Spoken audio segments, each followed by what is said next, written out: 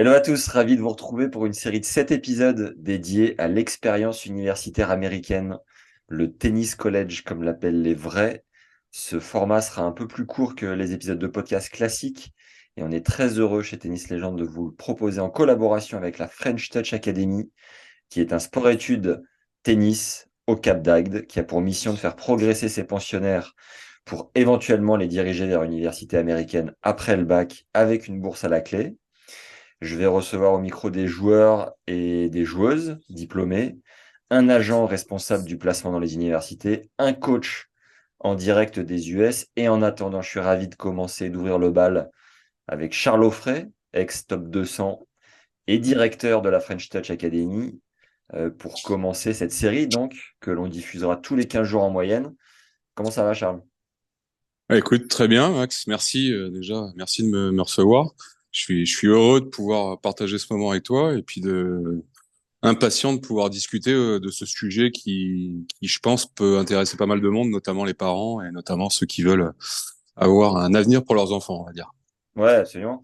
Et ce qui m'a mis la puce à l'oreille, donc moi aussi déjà, je suis méga heureux de faire ce contenu en collaboration avec l'académie et puis votre savoir-faire pour envoyer les jeunes aux US. Et en fait, ce qui m'a mis la puce à l'oreille, c'est un auditeur du podcast qui est parti en université à Hawaï et qui m'a dit très souvent, j'ai des questions des parents et des jeunes Mhm, euh, pour être un peu inspiré sur ce qu'il faut faire ou pas faire, ce qui va être mhm, cool. J'espère qu'on va donner la puce à l'oreille à certains qui veulent partir mhm. en leur filant les bons tips. Donc voilà, je pense que tu es un pionnier dans le domaine et c'est hyper cool de commencer ensemble. Pour démarrer, Charles, est-ce que tu peux te présenter avec tes propres mots, nous dire qui tu es? Écoute, très simplement, moi je suis un ancien joueur de tennis, hein. J'ai toujours été passionné de tennis depuis le plus jeune âge. J'ai fait toutes les formations en jeune, sport-études nationaux, et INSEP, etc. et Roland-Garros.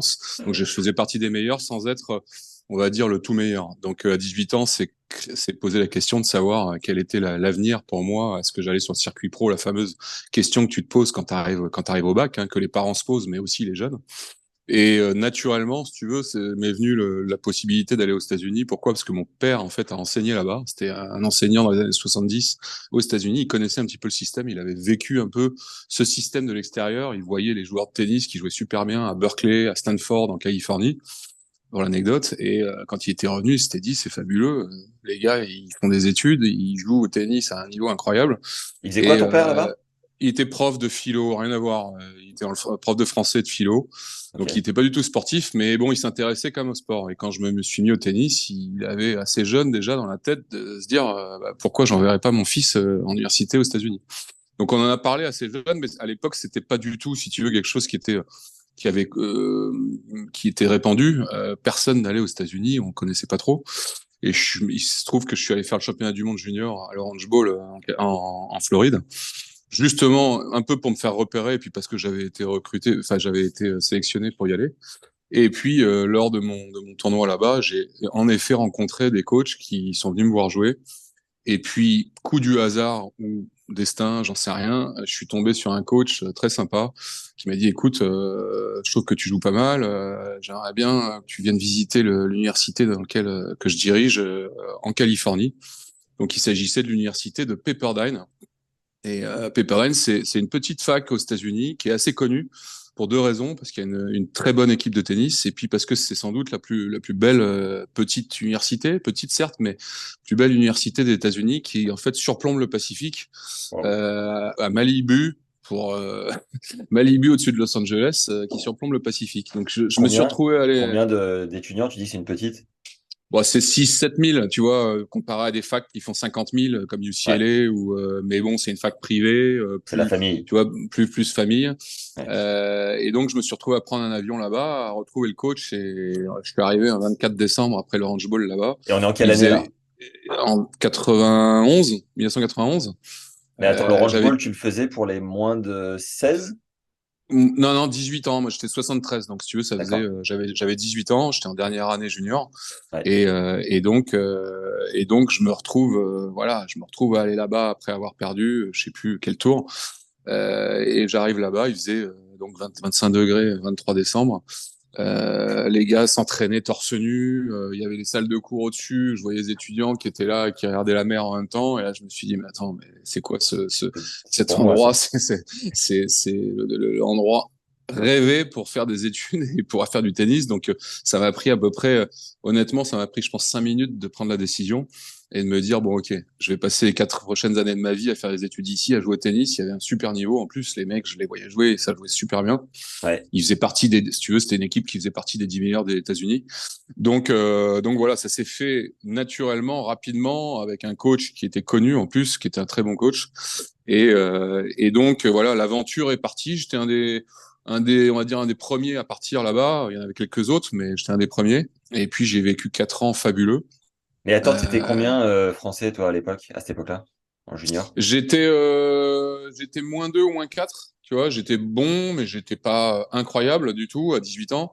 Donc, Donc j'ai dû arriver t'étais pas top 10, quoi. en France, si j'étais dans le top 8, quoi, top 6, top 8, on va dire.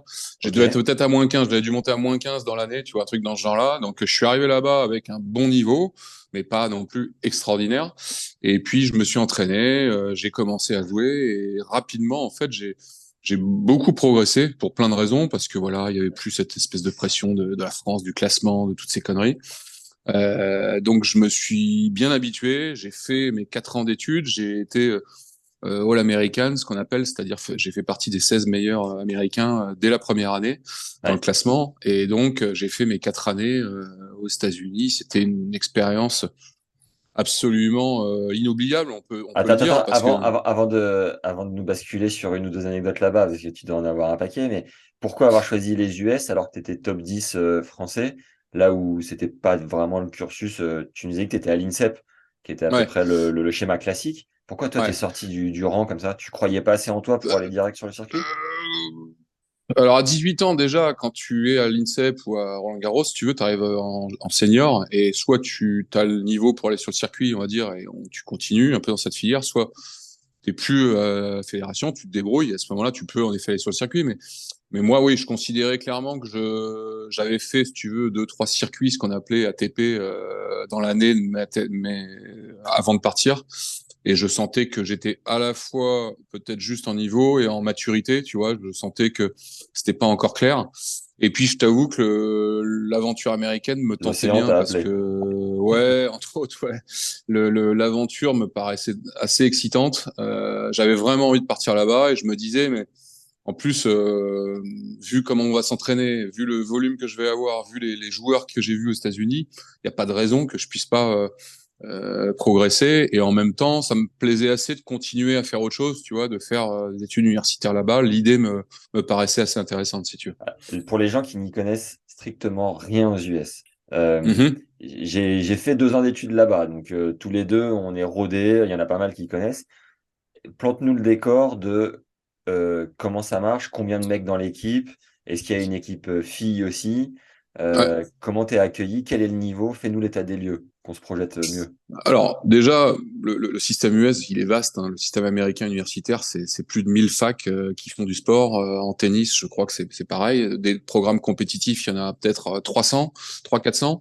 Là-dessus, il y en a des très forts, il y en a des un peu moins forts, il y en a des moyens, on va dire. Il y a évidemment des équipes hommes et des équipes femmes dans chaque équipe. Il y a environ une dizaine de joueurs par équipe, généralement, et il y a 6 joueurs qui jouent en simple. Voilà, c'est ça la base. Pour être recruté, généralement, par un coach, il faut faire partie de ces 6 joueurs, 6, 7 joueurs qui vont. Il y a peut-être un ou deux remplaçants, 6, 7 joueurs qui vont jouer dans l'équipe pour jouer en match universitaire, puisqu'en fait le système là-bas c'est de jouer contre d'autres équipes universitaires tout au long de l'année. Donc c'est un système qui est assez marrant parce que tu joues dans la fac contre d'autres facs qui viennent jouer contre toi, ou tu vas à l'extérieur, dans d'autres régions, d'autres États des États-Unis, pour rencontrer d'autres facs. Donc tu pars un peu à l'aventure à travers les États-Unis pour jouer des matchs universitaires. Il y a quelque chose aussi d'assez excitant là-dedans, quand on aime jouer les matchs universitaires. Mais tout ça pour dire que oui, il y a en gros 7 joueurs, 8 joueurs qui participent activement en simple. Et ces joueurs-là, c'est ceux qui peuvent prétendre à la fameuse bourse, si tu veux, la bourse qui va couvrir une partie, voire la totalité des frais, parce que c'est quand même un des nerfs de la guerre. C'est que faut savoir qu'une une université aux États-Unis, ça coûte quand même en moyenne entre allez, on va dire entre 40 000 et 50 000 dollars l'année, tout compris, hein, quand tu parles d'études, de logement, de nourriture, de tennis, etc. Donc, quand tu obtiens une bourse, c'est le coach qui t'attribue la bourse pour pouvoir représenter l'université et jouer pour la fac. Et là, ça peut aller en gros, de 50% ou même un peu moins des coûts couverts jusqu'à 100%. Tu peux avoir une bourse complète, une bourse aux trois quarts, une bourse de 50%. C'est en fonction de ta position dans l'équipe, si tu veux, et de ce que tu peux démontrer. Tu as en gros 4 bourses et demie, entre 4 et 5 bourses par équipe mec. Donc, tu as 4 ou 5 joueurs qui peuvent avoir une bourse complète, ou alors le coach peut diviser les bourses en demi-bourse ou en trois quarts de bourse, ce qui fait que tu as un panel de joueurs plus important qui peuvent bénéficier d'une bourse. Pour les filles, c'est un sujet qui est aussi important, c'est que c'est plus facile comparativement, parce qu'il y a 8 bourses pour chaque équipe fille. Donc, pour avoir une bourse complète pour une fille, pour un même classement, c'est plus facile comparativement pour une fille, si tu veux. Ouais. Donc voilà un petit peu comment. Parce qu'il y a moins d'athlètes chez les filles dans d'autres sports. Je crois que c'est une enveloppe globale Ouais, sur tous les sports, c'est ça? exactement. C'est Ouais. en fait, tu as le football américain notamment qui n'existe pas en filles. Et lorsque tu as des équipes que tu vois en université de football américain, c'est 80 bourses ou 100 bourses pour une équipe mec puisque t'as énormément de joueurs. Donc, ils sont obligés de contrebalancer ça par des bourses supplémentaires dans des équipes filles, et notamment les équipes de tennis, où il y a, au lieu donc de 4 bourses et demie pour les mecs, c'est quasiment le double, c'est 8 bourses. Voilà. Donc, c'est vrai que mieux vaut être une fille, on va dire, pour partir aux États-Unis et avoir des conditions financières intéressantes. C'est d'autant moins compliqué, on va dire, pour une fille que pour un garçon. Voilà. Et si tu avais été appelé par un coach dans le Wisconsin où il fait -20 l'hiver ou Seattle, s'il pleut les trois quarts de l'année, la ville aussi cool soit-elle, tu serais allé aux US aussi ou pas? Ouais, je pense. Ok. Franchement, là, ça a été le déclic, on va dire supplémentaire, qui a fait que ça a accéléré tout, et je me suis même pas posé l'ombre d'une question. Mais honnêtement, quand tu connais le système universitaire américain, surtout, c'est-à-dire que quand tu vas aux États-Unis, que tu sois dans le Mississippi, au Nebraska ou en Californie, je crois que tu as vécu l'aventure aussi. L'ambiance d'une fac, l'énergie, on va dire la mise en avant du sport universitaire de manière incroyable à tous les niveaux. Bref, tous ces facteurs-là font qu'à un moment, pour un jeune de 18 ans, quand tu arrives là-bas, franchement, pour pas avoir envie, faut se forcer, quoi, parce que c'est fabuleux. C'est une vie de 4 ans où, encore une fois, tu vas non seulement y associer, si tu veux, l'intérêt de pouvoir concilier des études supérieures quand même, l'apprentissage de l'anglais, et j'en passe, t'éclater en faisant des matchs par équipe et en jouant à bloc, en poussant ta passion, et puis vivre une vie universitaire quand même, de jeune universitaire, qui est intéressante, avec d'autres joueurs étrangers, puisqu'il faut savoir qu'une équipe, généralement, aujourd'hui, c'est pour ça d'ailleurs que le niveau universitaire monte de plus en plus, c'est que tous les pays du monde veulent aller aux États-Unis en université. Donc, c'est ça qui rend le truc, si tu veux, aussi attrayant. C'est la multiplicité des nations qui veulent aller en université et qui jouent en université américaine. Ouais. Alors attends, je remets ma. Voilà, j'avais perdu mon histoire de caméra. Quand t'arrives, t'es combien? T'es négat, c'est ça? Ouais, je te dis, je dois être à -4 ou un truc comme ça. T'es Donc j'ai un combien bon dans niveau. dans le line-up? Ils appellent ça un Je suis line-up, du coup. je suis numéro 5 au début, Ah quand on ouais, commence. le niveau est Ouais, méga 5 relevé. ouais, 5 ou 6. Bah, on était, je te dis, numéro 6 des États-Unis ou un truc comme ça. Donc c'était vraiment le top. Faut savoir que moi, dans mon année là-bas, j'étais le premier match que je joue, bah, c'est simple, hein, on va jouer un match à Los Angeles, un tournoi, premier tour des qualifs, et je joue contre un autre première année, qui arrivait, qui débarquait. Je fais mon match, je joue le mec, et il joue à deux mains des deux côtés. Le gars, il venait du Zimbabwe, et je prends 2-7 en jouant un bon match, tu vois. Je me dis, putain, quand même, j'ai joué un bon match, j'ai pris 3 et 4, je crois. Et là, je me dis, mais attends, le niveau, il est monstrueux. Je joue un mec en qualif d'un tournoi régional en Californie universitaire, et je me fais cirer au premier tour. Et il se trouve que ce mec-là, il s'appelait Wayne Black. Wayne Black, il a été top 30 mondial, hein. Il a été, je crois, numéro 1 en double, ou son frère, ou en tout cas, bon, il a été très, très fort. C'était un très grand joueur qui a joué pour USC, donc, qui était une des grosses facs de Los Angeles. Je suis tombé sur lui le première semaine, Au premier match. d'accueil. Ouais, Je me suis sympa. dit, ouais, d'accord, ça calme. Et après, bon, j'ai réalisé que le mec très vite, il était fort parce qu'il perçait les tableaux. Mais voilà, tout ça pour dire que le niveau était oui, sur les facs du top, de toute façon du top 20, 25. Hein, on le voit aujourd'hui avec les joueurs qui percent. Il y en a beaucoup qui percent dans le top 100. C'est pas parce qu'on va aux États-Unis en université qu'on met de côté une carrière tennistique. Loin de là, il y en a beaucoup qui percent. C'est une bonne filière. C'est une bonne filière parce qu'on peut encore une fois associer les deux, bien évidemment, mais c'est aussi une bonne filière pour ceux qui n'ont pas nécessairement la maturité ou le niveau tout de suite, mais qui veulent s'aguerrir, qui veulent se renforcer en termes d'expérience, mentalement. C'est une super école et il y en a beaucoup qui après percent sur le circuit au plus haut niveau. Donc moi j'ai commencé numéro 5 et comme j'ai vite gagné rapidement beaucoup de matchs, en fait il m'a fait monter. Il m'a fait monter dans le line-up et j'ai fini par jouer numéro 2 et 1 à mi-année jusqu'à la fin de l'année. Et puis après, j'ai pu lâcher cette position jusqu'à pendant mes 4 ans. J'ai joué toujours entre numéro 1 et numéro 2. Donc c'était encore une fois une expérience fabuleuse au niveau tennis parce que j'ai joué tous les meilleurs des États-Unis à cette époque et il y en a quand même pas mal qui ont été derrière sur le circuit, qui sont passés pro et surtout ça m'a permis de faire progresser mon jeu également de la même Mais façon, si tu veux. une année, tu as fini 4 du pays, je crois. Ouais, j'ai fini quatrième. J'avais battu les meilleurs, hein, les meilleurs devant moi même. Donc tu vois, je Ouais. faisais vraiment partie des tout meilleurs. Tu avais donc un classement national en simple, donc dont tu parles, et puis un classement universitaire par équipe, où là on était toujours dans le top 10. Et puis après, tu avais un le tournoi NCAA qui est de fin d'année, où là les meilleurs, en gros les 64 meilleurs en simple des États-Unis et les 16 meilleures équipes se rencontrent, si tu veux. Et c'est un tournoi d'une semaine. Et le vainqueur de ce tournoi-là avait une wildcard pour l'US Open. Je crois que c'est toujours le cas d'ailleurs, il me semble. Donc j'ai participé à ce tournoi les 4 années. Je l'ai jamais gagné, mais j'ai toujours participé à ce tournoi si tu veux, qui réunissait tous les meilleurs des États-Unis en gros, quoi. Et tu disais que quand tu es arrivé, l'université était numéro 6 du pays. Il me semble qu'il y a un budget différent par université en fonction de plein de choses. De combien était celui de Pepperdine, le budget annuel dédié au tennis?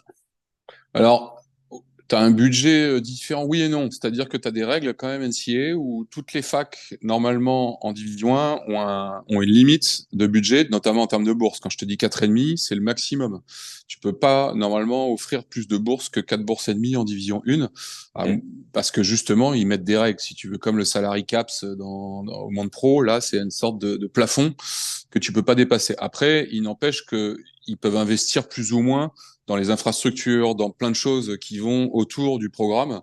Te dire exactement quel est le budget, c'est dur à dire. Ce que je peux te dire aujourd'hui, pour avoir un chiffre qui soit, pour les auditeurs, qui soit peut-être intéressant, c'est une fac, le budget d'une fac aujourd'hui. Moi, il se trouve que j'ai envoyé mon fils en université à San Diego State et j'étais allé voir et par hasard, j'étais tombé sur le budget annuel de fonctionnement de la fac.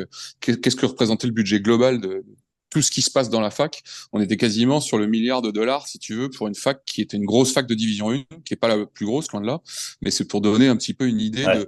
de l'immensité des budgets qui sont alloués pour les étudiants, les profs, les coachs, les infrastructures, et j'en passe. C'est une industrie, le sport universitaire américain. Quand tu as le football américain, le basket avec des salles qui font 12 000 places, le football américain, des stades de 50, 60 000 places, c'est quelque chose d'ahurissant, qui n'est limite pas croyable pour un Français, puisque quand on compare le système universitaire français et le système universitaire américain, je dirais malheureusement, quelque part, hein, mais il y a pas photo. C'est-à-dire que là-bas, les investissements qui sont faits, le côté cercle vertueux, alors certes, l'université vaut cher, mais il y a beaucoup de bourses, il y a beaucoup de boursiers. Il y a beaucoup de fonds il y a beaucoup de gens qui donnent aussi, des anciens de la fac qui donnent à la fac. Il y a beaucoup d'investissements qui sont faits et tout ça, ça crée vraiment un cercle vertueux qui permet à l'université de bien fonctionner, d'avoir des bonnes infrastructures. Donc, c'est vrai que c'est le monde universitaire américain, notamment le monde sportif universitaire américain, qui est inouï, quoi. Ouais. Alors, je te posais la question parce que j'avais vu Cédric Kaufmann, qui est coach d'une université, je sais plus laquelle Ouais, d'ailleurs, à Kentucky. Kentucky, voilà, qui est donc Cédric, il est ancien joueur pro aussi, et Ouais. Et il- l'université de Kentucky est, je sais plus, il m'a dit, je crois, 30e budget du pays. Eux, ils avaient, pour l'équipe de tennis, 850 000 $ annuels. Donc, D'accord. en En étant dehors des classé. bourses, alors. Ouais, peut-être. En dehors des bourses, alors je sais pas comment il fait son calcul, Ouais, mais en tout cas, oui, ce qui est sûr, c'est que plus une fac est importante, plus elle peut allouer de moyens, en tout cas en équipement, en plein de choses, ouais. qui font qu'à un moment, tu as l'impression en effet, d'arriver dans une équipe pro, quoi. Une équipe t'as l'impression d'arriver. Moi, je me souviens d'un jeune qu'on avait envoyé à Florida, par exemple. Florida, ils avaient les vestiaires avec les noms des mecs, comme dans les vestiaires de foot Ouais. de Champions League, quoi. Non, mais certaines C'est de la universités folie. voyagent en jet privé. C'était ma seconde question, c'est est-ce que tu peux nous faire rêver un peu sur les infrastructures à Pepperdine, à quoi elles ressemblaient, fais-nous voyager un peu. Et puis quand vous bougiez, est-ce que vous aviez je sais pas, des traitements de faveur un peu hors du commun? Est-ce que tu peux nous faire imaginer le truc? Écoute, je dirais, alors, ce qui est sympa, c'est que quand tu es sportif universitaire, que ce soit à Pepperdine ou ailleurs, tu as un statut un peu spécial. Ça veut pas dire qu'on te donne les cours comme ça. Il faut quand même être un étudiant, entre guillemets, normal et passer ses UV. Maintenant, tu as un statut un peu spécial, tu es considéré un peu différemment et ça facilite les choses au niveau des profs. Et puis, dans la fac, tu peux être un peu, alors c'est moins le cas pour le tennis que pour le football américain ou le basket, mais tu peux être un peu considéré comme une star, ce qu'on peut appeler une star universitaire. Voilà. Ce qu'on voit dans les films quand tu as le footballeur américain avec les pom-pom girls autour qui tournent autour un peu, quoi. Il y a un peu de cette idée-là. Après, en termes d'infrastructure, comme je l'ai dit avant, c'est dingue. C'est dingue. Pepperdine faisait pas partie je dirais, parce qu'il n'y avait pas de football américain.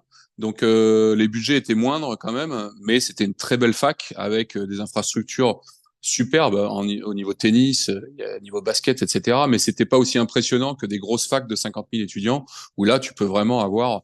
Tu prends UCLA, bon, bah, tu as un stade de foot qui fait 95 000 places. Tu as plein. Moi, je suis allé dans des facs où on allait voir le match de basket, il y avait 10 000 personnes, tu vois, des stades de 10 000, indoor, hein, comme Bercy quasiment. T'en avais, dans chaque état, t'en avais plusieurs, tu vois. Donc c'est complètement fou, c'est un autre monde.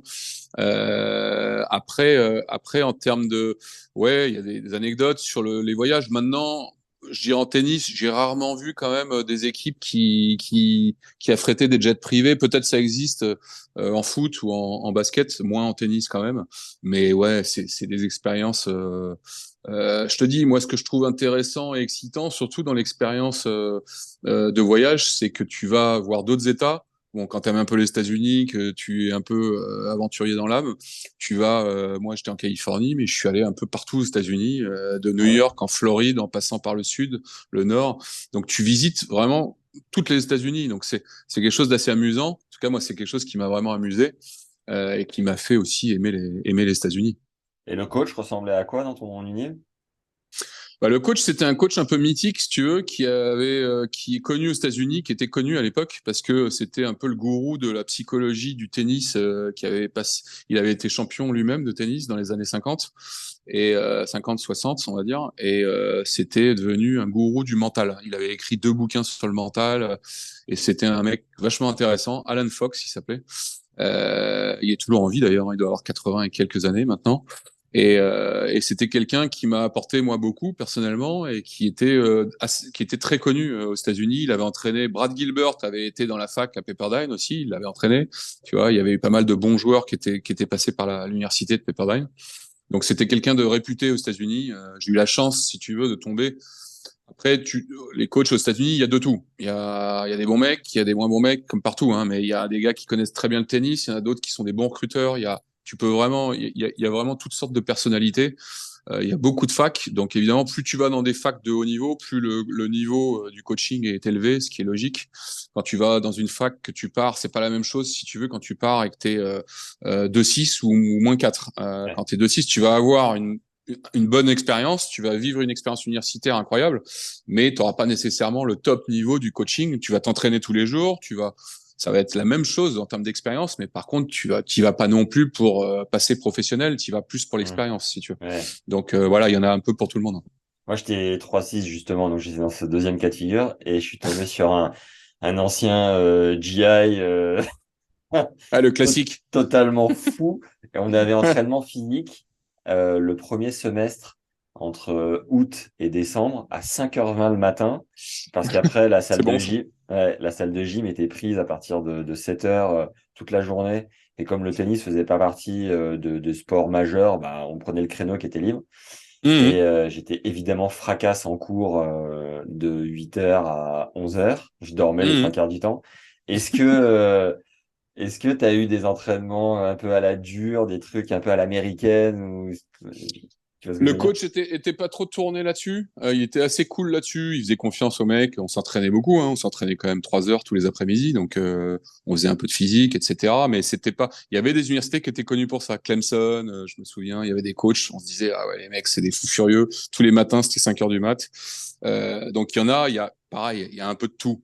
Mais c'est assez marrant l'anecdote que tu racontes parce que c'est vrai que ouais, c'est un des aspects sur le coaching américain qu'on peut des fois entrevoir. Il y en a un certain nombre qui sont comme ça. Ouais, c'est vraiment un peu à l'armée, à l'américaine, mais c'est loin d'être le cas de toutes les facs. Il y a vraiment de tout, je pense. C'est difficile de faire une règle, mais ouais, il arrive. Moi, je me souviens de copains qui étaient dans certaines facs où les mecs ils broutaient pas mal. Ouais. Et t'as cité le terme NCAA tout à l'heure. Tu peux nous expliquer Ouais. ce que c'est?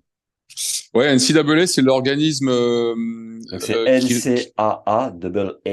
Voilà. ouais, American. Alors, je t'avoue que National, je sais même plus ce que veulent dire les lettres, mais peu importe. En fait, c'est l'organisme qui régit tout le système universitaire sportif américain. Les règles, comment ça se passe, combien d'équipes, combien de sports, combien de scholarships, etc. C'est eux qui régissent tout ça. Donc, ça doit être quelque chose qui doit rester amateur. C'est pour ça NCAA, il y a amateur là-dedans. La règle de base du sport universitaire américain, c'est qu'on ne doit pas être professionnel quand on joue aux États-Unis, qu'on soit basketteur, on ne doit pas toucher d'argent, qu'on soit tennisman ou autre. Donc, par exemple, un joueur qui aurait, ça c'est une bonne info quand même, un joueur qui aurait 18 ans, qui passerait une année à faire que des tournois ATP et qui jouerait bien, il peut avoir potentiellement un problème d'éligibilité, c'est-à-dire être éligible pour jouer dans l'équipe parce qu'il aurait touché de l'argent et normalement, il n'est pas supposé toucher de l'argent, ou en tout cas, il est supposé toucher de l'argent comme un amateur sous forme de remboursement. Bon, je ne vais pas rentrer dans tous les détails techniques, mais en tout cas, voilà, c'est les règles émises par la NCAA qui sont importantes, qui sont à respecter. Et lorsqu'on envoie un jeune aux États-Unis, nous, bah, systématiquement, on passe par un organisme qui s'appelle la Clearing House, qui est une affiliation de la NCAA et qui décrète, si tu veux, si l'étudiant est propice à pouvoir jouer, éligible à pouvoir jouer en fonction de ses résultats scolaires, en fonction de ses examens et en fonction de savoir s'il a joué pro, pas pro, etc., etc., si tu veux. Voilà, c'est comme ça que ça se Yes. passe. J'ai regardé en scred à côté, c'est l'équivalent de l'ATP pour les universités. C'est-à-dire C'est c'est ça. la National College Athletic Association. Association. Ouais, il n'y a pas amateur, tu vois, mais c'est ça. Ouais. C'est exactement ça. Ok. Et pour terminer peut-être sur ton expérience aux US, est-ce que tu as fait deux, trois bringues mythiques ou un spring break qui a dérapé? Maintenant, faut que tu balances, Charles. Ouais, Pas les trop tourner autour du prescriptions, pot, là. il y a prescription, allez. Non, mais ouais, ouais, on a évidemment les soirées aux États-Unis en université, c'est quelque chose aussi de mythique. Alors, pour le coup, Pepperdine était très calme parce que c'était une université qui était assez, qui était catholique. C'est comme souvent les universités privées aux États-Unis, c'est protestant, catholique, peu importe, mais en tout cas, ils sont assez croyants. Bref, c'est C'est carré, ouais. assez carré là-dessus. Et c'était pas donc pas une université où ils autorisaient à faire nécessairement beaucoup la bringue. Il fallait aller à l'extérieur. Maintenant, on a fait énormément de campus où là, c'était de la folie. Pour ne pas les citer, ouais, UCLA, USC, je me souviens d'Arizona State. Arizona State, c'était quelque chose d'incroyable. Tu arrives au plein milieu du désert, c'est un campus de 50-60 000. Pareil, stade de foot, on était allé voir le match, il y avait 80 000 personnes. Et le soir, c'était, en fait, il fait chaud toute l'année, donc c'est hyper cool. Tu sors en t-shirt toute l'année, même en plein hiver. Il y a des piscines partout, il y a des pool parties, il y a des boîtes, il y a des bars, il y a, enfin bon, c'est complètement dingue. Tu t'éclates, tu te demandes d'ailleurs comment ils font pour étudier. Mais si je dois me rappeler un souvenir, ouais, Arizona State, ça fait partie vraiment du sommet des souvenirs de fêtes, on va dire, qu'on a pu vivre quand on était aux États-Unis, clairement. Et t'es allé faire spring break en Floride ou pas? Non, jamais. Jamais, Non? parce qu'on n'a jamais vraiment eu le temps entre une chose et une autre. Et puis bon, c'était quand même à perpète. On était vraiment de Ouais, l'autre côté.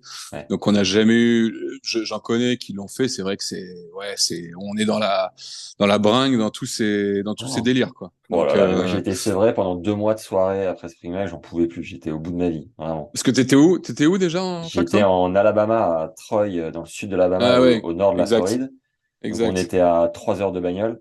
Ouais, donc facile d'accès. Ouais. Et en plus, j'ai eu le privilège de ne pas être sélectionné pour la rencontre pendant Spring Break. En rentrant, en fait, on a fait 5 jours avec les deux équipes, mecs, filles, histoire de relâcher un peu la pression. Mhm. On est rentré cramé au 3e degré parce que c'est le premier soleil de l'année. Tu fais du jet ski torse nu à 2 grammes, ça n'a ni queue ni tête. Et je Mhm. suis rentré, j'étais pas sélectionné, donc j'y suis retourné 4 jours. D'accord. Et j'ai perdu littéralement 2 ans de vie, je pense, vraiment. Mhm. C'est Ouais, du grand ouais, bon, n'importe quoi. c'est mythique. C'est vrai que Spring Break aux États-Unis, c'est quelque chose. D'ailleurs, qui n'existe pas trop, qui n'existe pas en Europe, mais ouais, ouais, c'est dingue, c'est dingue. Halloween ou des trucs comme ça, non? T'as pas fait Ouais, là-bas? si, mais c'est vrai qu'en étant nous on avait un programme au niveau tennis qui était quand même intensif et si on a dû le faire, je t'avoue que ça remonte, hein, ça fait plus de 30 ans, mais si, écoute, des brinques, je pense qu'on en a fait, Un on en a concert fait quand de, même, un on a fait un concert de paquet. ouf que t'as vu aux US. Ah J'ai bah atterri à un concert de U2, mais sans même le ouais, savoir. U2, 2 fois Los Angeles, Red Hot Chili Peppers à l'époque quand ils démarraient, c'était le Ouais. démarrage. Ouais, à Los Angeles, il y avait tout ce qu'on voulait. On a fait des bars, on a vu, je me souviens, on est allé dans un bar avec McEnroe aussi. Ah, j'ai Ouais. une anecdote avec McEnroe qui est sympa, ouais, où il était venu à Malibu, il habitait Malibu à Ouais. l'époque et lui, il jouait encore. Si tu veux, c'était 91, c'était la fin de sa carrière.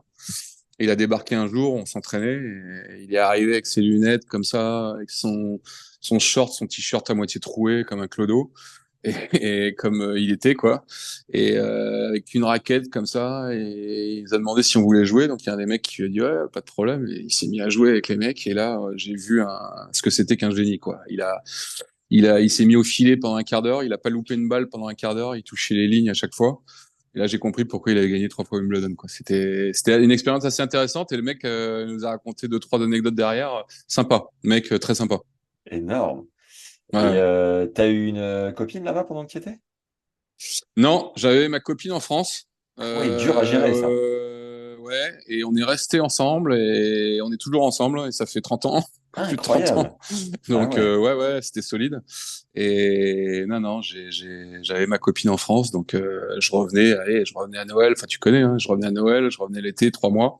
Et puis elle venait de temps en temps. Elle était étudiante, elle venait me voir de temps en temps, quoi. énorme. Et donc, tu as ton diplôme, c'est ça? Tu fais un Ouais, diplôme de quoi? en business. J'ai fait un bachelor en business et je pouvais faire, bon, derrière enchaîner avec faire un master. Et là, pour le coup, comme je jouais bien, j'avais clairement envie d'essayer l'aventure du circuit pro. J'avais la niaque pour aller sur le circuit pro. Donc je me suis dit, j'y vais, je fonce, je me mets à bloc sur le circuit, j'essaye de percer. Je me donne, en gros, je m'étais donné 3, 4 ans, si tu veux, pour percer, pour aller dans le top 100, pour jouer Roland Garros.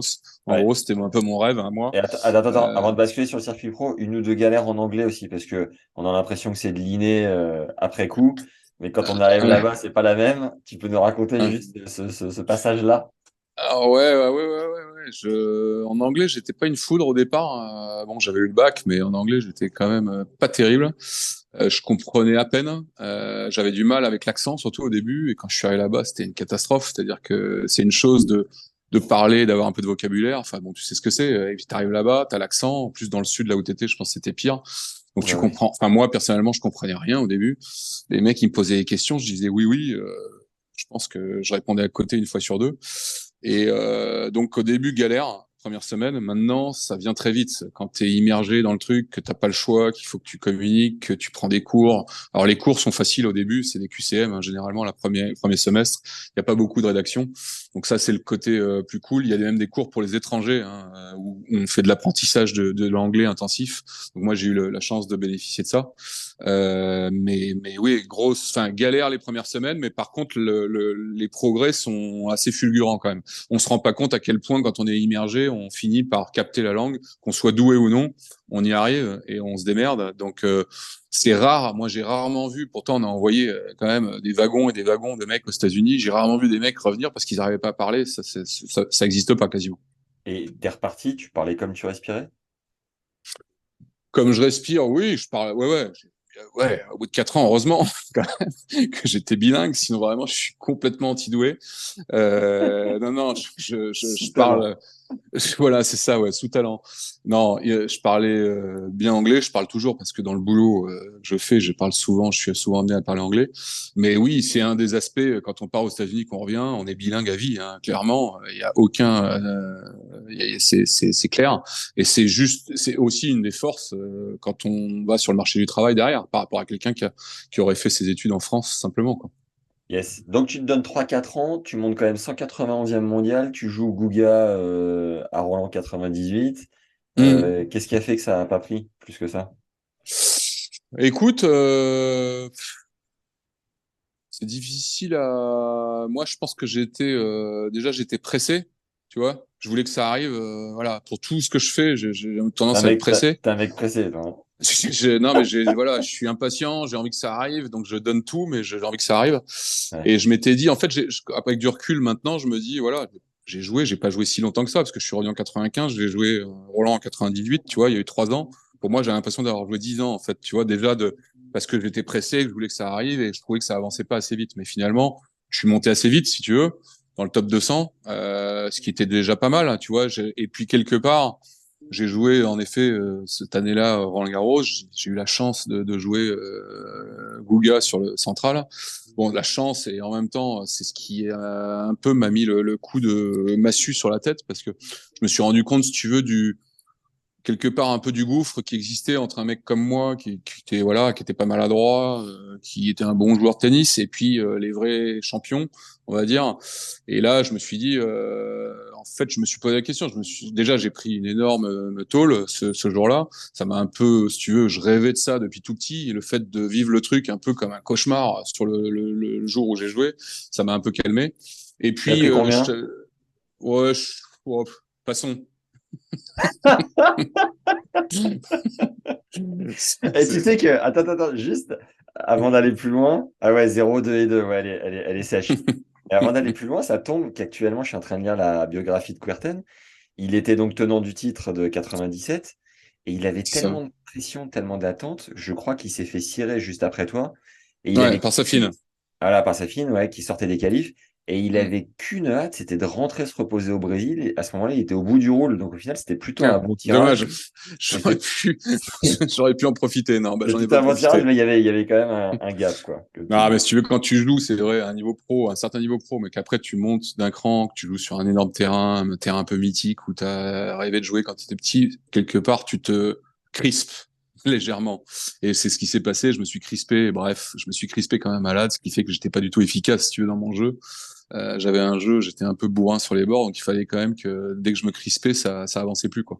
Donc bref, tout ça pour dire que ça m'a fait réfléchir et puis surtout, je me suis dit, je me suis pas vu, si tu veux, finalement rester 10 années à aller dans cette direction-là. Voilà, ça m'amusait, j'adorais ça, je trouvais ça génial.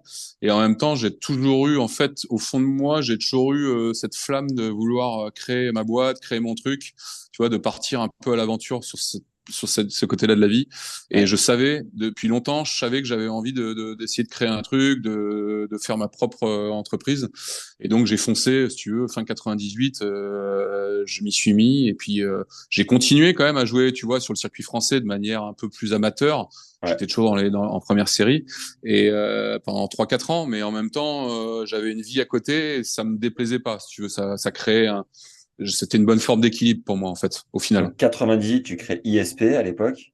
Voilà, c'est Euh, ça, ce qui était en fait la première, on va dire la première agence de placement pour des jeunes qui voulaient partir en université américaine, justement, des sportifs, ouais. euh, quel que soit le sportif, c'est-à-dire qu'on je m'occupais des tennisman, des basketteurs, des footballeurs, des nageurs, des athlètes. J'ai envoyé de toutes sortes de sportifs, si tu veux, des gars qui simplement avaient le niveau. Je m'étais dit à l'époque, je voyais le système universitaire, je voyais qu'il y avait des bourses dans tous les sports, je me suis dit c'est fabuleux pour des Européens qui connaissent pas le système. Je me souviens que les premiers athlètes que j'ai envoyés, c'est deux athlètes qui venaient de Bondy, je crois, qui avaient quasiment même pas de quoi me payer les honoraires, qui étaient de, je crois, 4000 balles ou 5000 balles à l'époque. Francs? Euh, Bah ouais, francs. 4000 francs, ouais, 5000 Ouais. francs. Et en fait, je leur avais obtenu une bourse complète à tous les deux. Ils en revenaient pas. Ils faisaient du triple saut et du sprint, je crois. Et ils sont Ah partis ouais. 4 ans là-bas, en bourse, tout compris, tout payé, et alors qu'ils avaient pas une thune. Et voilà, ça a commencé comme ça. J'en ai envoyé une dizaine, une quinzaine, et puis après une trentaine, une cinquantaine. Et t'as fait comment? T'as Euh, pris, t'as pris la liste des universités, tu les appelais une par une en disant coucou, j'ai deux athlètes. ouais, j'ai commencé, j'ai étudié un peu le système, j'ai T'étais un contacté, peu c'était les, commercial à ce moment-là, tu les vendais, quoi. ouais, je disais, voilà, j'allais voir les facs, je disais, j'ai des sportifs, j'ai des tennisman qui jouent bien, des athlètes, etc. Est-ce que ça vous intéresse? Donc j'ai envoyé, j'avais des listes d'universités, j'ai envoyé à pas mal de coachs au début, parce que je connaissais pas toutes les facs, et donc je tapais large. Et puis après, au fur et à mesure, si tu veux, j'ai affiné, parce que j'avais eu des relations privilégiées avec certains coachs, donc que j'ai envoyé des gars plus dans certaines facs. Et puis ça dépendait aussi, si tu veux, je choisissais certaines facs aussi par rapport à des paramètres sportifs, des paramètres académiques, des paramètres d'examen. Il y a des facs qui acceptaient avec des examens plus bas, etc. Donc c'était plus facile pour un Français qui avait un niveau d'anglais moyen de partir dans certaines facs. Bref, je Ouais. prenais en considération tous les paramètres. Et rapidement, si tu veux, c'est devenu un truc où j'envoyais 50, 60 athlètes par an, sportifs, y compris des tennisman. Donc ça devenait une activité à part entière, que je développais et qui était très sympa, parce que moi je trouvais ça déjà très intéressant, et puis j'avais l'impression de servir quand même à quelque chose, Ouais. de pouvoir, si tu veux, donner la possibilité à des jeunes de partir tout frais payé en université, faire des études et du sport. Ça me paraissait quand même quelque chose d'intéressant. Et Donc ISP, c'était pas un sport-études aussi? T'étais alors unique? ISP, en fait ISP, pendant 4-5 ans j'ai fait ça, si tu veux, et je continuais à jouer en D'accord. France. Et puis après, j'étais à Paris, en fait, l'agence était à Paris, j'avais mes bureaux à Paris. Ça Et voulait puis dire quoi, ISP? International Sport Partner. D'accord. Voilà. Et après, en fait, de fil en aiguille, si tu veux, on en est venu avec ma femme qui était prof scolaire, hein, physique chimie. On en est venu à se dire que, en fait, les parents, si tu veux, revenaient souvent vers moi en première. Ils me disaient, on aimerait bien envoyer notre fils aux États-Unis, mais on n'a pas la structure pour l'instant pour concilier études, tennis. Si t'es pas à la Fédé, si tu veux, c'est compliqué. Ouais. Il apprend pas l'anglais. Bref, c'est extrêmement compliqué. On peut pas l'amener en tournoi, etc. Donc, je me suis dit avec ma femme, pourquoi on créerait pas une école comme ça existe aux États-Unis, avec Bolitieri à l'époque, un sport-études, quoi, un sport-études Ouais. privé. Donc, on a regardé la carte. On s'est dit, bon, où est-ce qu'on pourrait faire ça? On s'est dit, évidemment, dans le sud, c'est quand même l'endroit où le faire. On va pas le faire dans le nord. Et on va le faire, on va essayer de Pourquoi? le faire. Ouais, c'est plus compliqué. On va essayer de le faire donc à côté d'un endroit, si possible un aéroport, et si possible un aéroport international. Donc c'est vite devenu évident pour nous qu'il fallait essayer de créer un truc autour de Nice. Ouais. Donc moi je suis parti prospecter, si tu veux, les endroits où on pouvait associer école, internat, etc. Parce que c'est compliqué évidemment de faire un sport-études. Il faut avoir tous les éléments sur un même site quasiment. Et donc, on est arrivé à Sophia Antipolis. Si tu veux, Sophia Antipolis, c'était l'ancien site mythique où A.G. Lower et Noah avaient une académie dans les années 80-90, qui était tombée un peu à l'abandon, qui avait été racheté par un hôtelier. Et il restait 20 terrains de tennis, si tu veux, quasiment à l'abandon. Et il se trouve qu'il y avait une école que j'avais contactée à l'époque, qui s'appelait CID, Centre International de Valbonne, où il y avait un campus et il y avait un proviseur qui était très sympa, qui nous avait dit, moi, si ça vous intéresse, je vous mets des profs à dispo pour votre école, vous faites vos cours, vous payez les chambres d'internat, et comme ça, on a le tennis, tous les terrains à côté. Donc, on a commencé.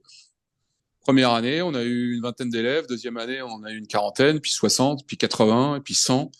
On a monté des stages, on a monté plein de choses, on a fait des milliers de semaines de stages, et puis ça a grossi, grossi, grossi. Voilà, jusqu'au point où, si tu veux, 5, 6, 7 ans plus tard, on en est venu à l'idée qu'il fallait créer notre propre site à nous, avec notre campus, et c'est là où, si tu veux, on s'est associé avec Patrick Moratoglou, et on a fait ensemble l'Académie Moratoglou, qui, lui, existait déjà à Paris.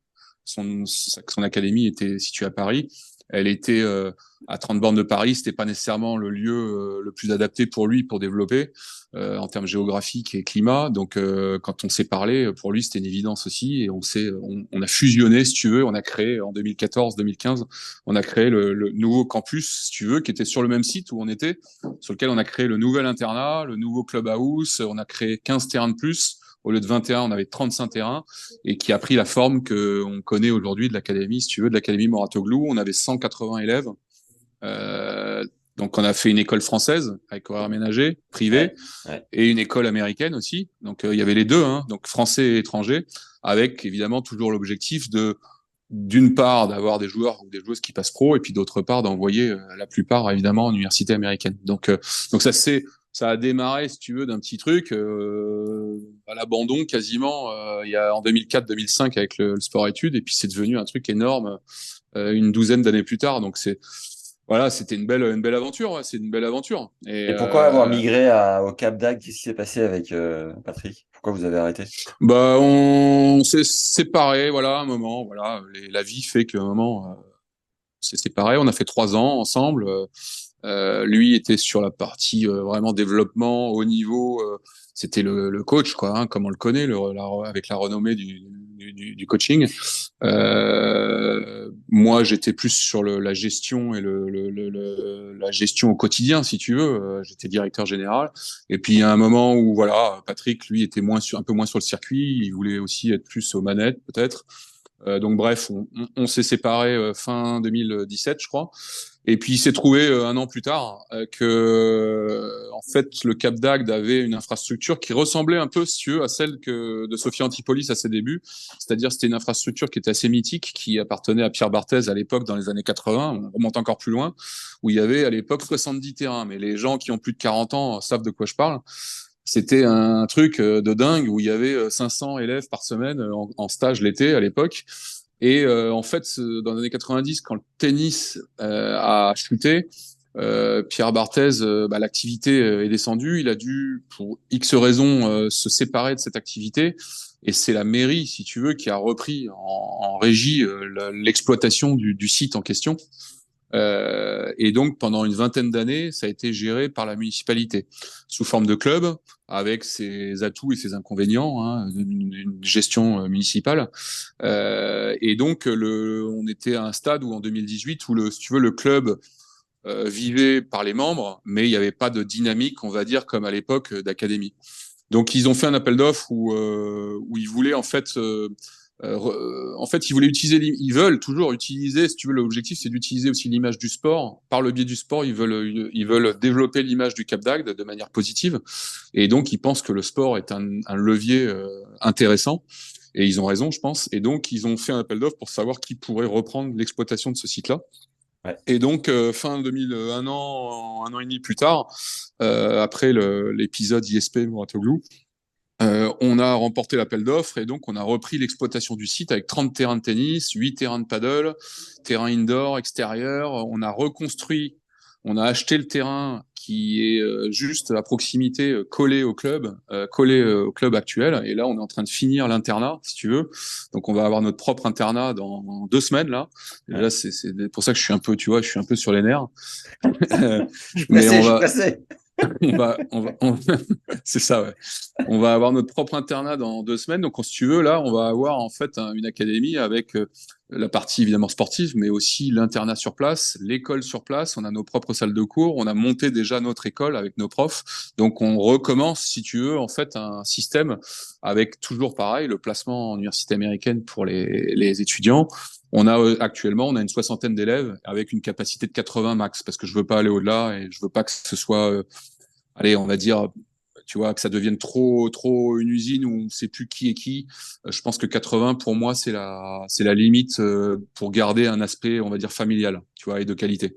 Alors, merci pour ces précisions pour contextuelles, en tout cas, pour mieux situer. Et donc, c'est assez fou parce que de l'idée à Paris, de l'ISP à Nice, à Sofia, aujourd'hui Mm. aussi, tu co-exploites l'académie de Rafa Nadal au Koweït. Donc, c'est Ouais, assez ouais, incroyable cette aventure, j'ai l'impression. Mais on va ouais. recentrer sur les US. Mm, Vous avez envoyé plus de 900 joueurs, vous avez placé plus de 900 joueurs en mm, université américaine. Vous mm, êtes partenaire avec 160 universités. Est-ce que tu mm. peux nous dire du coup le cheminement, les services que tu offres, à quoi ça correspond précisément? Ouais, ouais.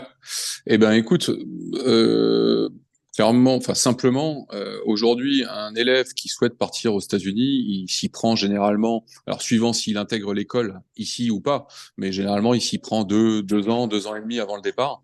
Et nous, le service avec notre partenaire avec qui on travaille, Antoine Ledoré et Elite Athlètes, que tu auras l'occasion, je crois, avec qui tu auras l'occasion de discuter, qui sont spécialisés dans le placement des élèves aujourd'hui, comme moi j'ai fait. Sauf que aujourd'hui, je le fais plus personnellement. Avant, on le faisait personnellement. Là, on le fait directement avec cette personne qui s'appelle Antoine Ledoré. Euh, le processus, il est simple, c'est on s'inscrit et à partir du moment où on s'inscrit, on prend en charge le dossier de A à Z. C'est-à-dire qu'on va démarrer avec le processus d'inscription classique, on va inscrire les jeunes aux examens, on va leur faire passer les tests indispensables, TOEFL et SAT, on va leur faire une vidéo, on va créer, si tu veux, le contenu pour pouvoir présenter une candidature, avec l'objectif de présenter la candidature en gros 1 an avant au coach, en fonction du niveau ça peut être 1 an et demi avant, même pour les grosses facs, mais grosso modo, si on commence 1 an avant, jusqu'au placement, jusqu'à la signature de la bourse, jusqu'à l'acceptation dans l'université et jusqu'à l'obtention du visa. Et après, une fois qu'on a fait ça, bah, le jeune, à ce moment-là, est admis en université. On s'est mis d'accord avec la famille pour le budget. On a négocié la bonne bourse dans la bonne fac. Il part. Et derrière, l'objectif, c'est pas qu'on le lâche non plus complètement dans la nature, mais qu'on puisse quand même effectuer un suivi avec lui pour savoir si ça se passe bien, pour savoir s'il peut y avoir un moment un changement de fac, ça arrive, hein, c'est allez on va dire dans 10% des cas, je pense à peu près, mais ça peut arriver. Pas plus Donc que ça, l'objectif, le transfert? non, non, je Sachant dirais que qu'il est c'est possible de transférer dans les 2 premières années, hein, pas au-delà. ouais, ouais, c'est ça, ouais. Allez, peut-être un peu plus que 10%, mais moi, en tout cas, à mon époque, c'était à peu près ça. Là, il faudrait voir avec Antoine quel est son ratio, mais je pense que c'est à peu près ça. Donc voilà, donc l'objectif, enfin, ce qu'on fait, c'est qu'on les parents finalement n'ont plus à s'occuper de rien quasiment, si ce n'est à nous faire confiance sur le fait qu'on a une capacité à aller toucher la bonne fac avec notre expérience, notre histoire. Parce que le but, c'est de toucher la bonne fac avec le bon deal, avec le bon coach, avoir un bon compromis entre tous les ingrédients qu'il faut pour pouvoir partir aux États-Unis. Voilà, c'est l'objectif. Et après, l'objectif de l'école, c'est de pouvoir pousser le curseur et de dire, voilà, t'es à 3,6, par exemple, t'es parti à 3,6 aujourd'hui, bah, à 3-6, c'est sûr que c'est de plus en plus difficile de partir parce qu'il y a de Ouais. plus en plus de mecs qui veulent partir de 4 coins du monde. Donc aujourd'hui, c'est plutôt, moi, je conseille ceux qui écoutent d'essayer d'obtenir plutôt un niveau 1,6 que 3,6 minimum pour pouvoir partir dans des bonnes conditions. Donc nous, notre rôle, par exemple avec l'école, c'est de pouvoir pousser à bloc, les entraîner 4 heures par jour. Et on a même, si tu veux, un programme ici, ou BTS, où après le bac, tu fais une année en fait tu continues à faire des études par correspondance, là pour le coup par correspondance en BTS, tu fais une année, tu t'entraînes comme un malade, tu fais des tournois et tu boostes ton classement. Tu vois, quand tu as 18 ans, tu passes une année, tu boostes ton classement et tu pars dans des meilleures conditions après une année. Voilà, en tout cas, c'est un des nerfs de la guerre, c'est quand même d'avoir ce niveau. Évidemment, en tennis, allez, 2-6, 1-6, je pense minimum, maintenant, quasiment. Ça ne veut pas dire qu'on peut pas partir à 3-6, mais ce sera plus dur. Et évidemment un niveau d'anglais indispensable pour pouvoir partir aussi. Sinon, on peut très bien négocier un contrat de bourse, finaliser quelque chose avec un coach, mais parallèlement ne pas arriver à faire accepter l'étudiant parce qu'il n'a pas le bon niveau d'anglais. Ça arrive aussi. T'as combien de bourses à un 6-2-6 les classements où tu dis un 6-2-6-0 les classements où tu conseilles de partir? Alors, c'est difficile de dire combien de bourses parce que ça dépend de la fac. Tu peux être à 1,6, jouer dans une petite fac, entre guillemets, qui va être en dehors du top 300. Tu as des facs en dehors du top 300 qui vont vouloir recruter un mec à 1,6-2,6 qui va être dans les 3 premiers de l'équipe et il va avoir 75-80% de bourse, tu vois. Et en même temps, Donc il va devoir sortir quoi, entre 5 et 10 000 € sur l'année. voilà, ça c'est dans le meilleur, je dirais, c'est quand même le meilleur des cas. À 1,6, quand tu arrives à ça, c'est que tu arrives à avoir vraiment un bon deal. On y arrive, mais c'est pas évident. Si tu veux avoir un deal comme ça et être sûr d'avoir un deal comme ça, je pense que, allez, il faut être à zéro. D'accord. Si tu es à 2,6, 1,6, entre 3,6 et 1,6, je pense qu'il faut viser, si tu veux avoir une fac qui tient la route, il faut viser plus une bourse qui est entre 50 et 60 aujourd'hui. Je dis pas que c'est pas possible d'aller au-delà, mais encore une fois, je pense que c'est plus raisonnable de dire tu as 50% de tes études qui sont payées quand tu es allé jusqu'à un 6, à un 6,0, tu peux avoir 70, 80, et à partir de négatif, tu peux avoir quasiment, si tu peux choisir une fac où tu as la totalité, tu peux aussi toujours choisir une fac, même quand tu es à négatif, à -2, -4, où ça va être au top dans le classement américain et où tu vas avoir une bourse plus basse aussi. Tu vois, tu as toutes sortes de facs, toutes sortes de niveaux, quoi. Ou alors, option 2 pour ceux qui sont un peu moins bien classés, c'est aller chercher, admettons, tu es à 3, 6, 4, 6, tu vas chercher une division 2, ou voilà, Ouais. et à combien tu peux prétendre dans une université vraiment bas de tableau, division 2, à 4, 6, admettons, tu vois, la fourchette, ou même à 15, Ouais. tu vois. Est-ce que tu peux tirer ton épingle du jeu même à ces classements-là? Alors, je te dirais oui, moi j'ai envoyé des mecs à 15 en junior collège par exemple, 15, 5, 6. Junior collège, c'est. Alors, tu as la division 2, tu as division 1, division 2, et tu as junior collège. Junior collège, c'est une fac de 2 ans, c'est un peu l'antichambre de la fac normale. Tu fais Ouais. tes 2 années, et au bout des 2 années, tu transfères dans une division 1. Je sais pas si tu connais, mais c'est un système qui est pas mal parce que c'est un système intermédiaire, plus facile d'accès, et les facs sont beaucoup moins chers. Une fac, ça peut valoir 15 000, 20 000 dollars. Tu vois, dans le sud des États-Unis, tu en as à 15-20 000. Si tu as une Est-ce que c'est bourse, des facs qui ressemblent pas à grand-chose du coup, ou ça reste quand même à l'américaine et ça envoie du ça, lourd? non, ça reste, ça tient la route. Si tu compares ce qui se fait en France, ça vaut largement n'importe quelle fac française. Après, c'est À pas évident. l'IUT de Dijon, par exemple, c'est mieux ou pas? Voilà, alors là, je pense que ouais, on est plutôt au-dessus. Mais, Ok. mais c'est pas évidemment la même chose qu'une division 1 ou même une grosse division 2. Pour faire simple, division 2, pour répondre à ta question, oui, 3, 6, 4, 6, tu peux trouver, et tu peux trouver au-delà de 50%, mais je dirais petit bémol, c'est que depuis quelques années, la compétition est de plus en plus relevée. Donc même en division 2, attention, ce qu'on faisait à l'époque, enfin à l'époque, il y a quelques années encore à 4-6, ça devient de plus en plus difficile de le faire parce que la concurrence monte. Donc oui, c'est possible, un peu plus difficile qu'avant, mais on peut avoir jusqu'à 70-75% de bourse en division 2, même à 3-6, 4-6. C'est possible, mais difficile. Donc je conseillerais quand même, même en division 2, hein, d'être à 2-6 minimum. Et après, junior collège, c'est la dernière option. Là, tu es à 3-6, 4-6, 5-6. Allez, t'as pas le niveau pour aller en division 1 ou division 2. Tu fais 2 années, ça peut te coûter peut-être 15 000 dollars l'année, tu vois, ce qui est tout à fait raisonnable quand tu parles de logement, nourriture, études, etc. Ça te coûte peut-être moins qu'en France si tu dois prendre un appart et faire des études. Et là, si tu te démerdes et que tu progresses, à ce moment-là, tu transfères au bout de 2 ans dans une division 2 ou une division 1. On en a des exemples de mecs qui ont fait ça aussi. D'accord.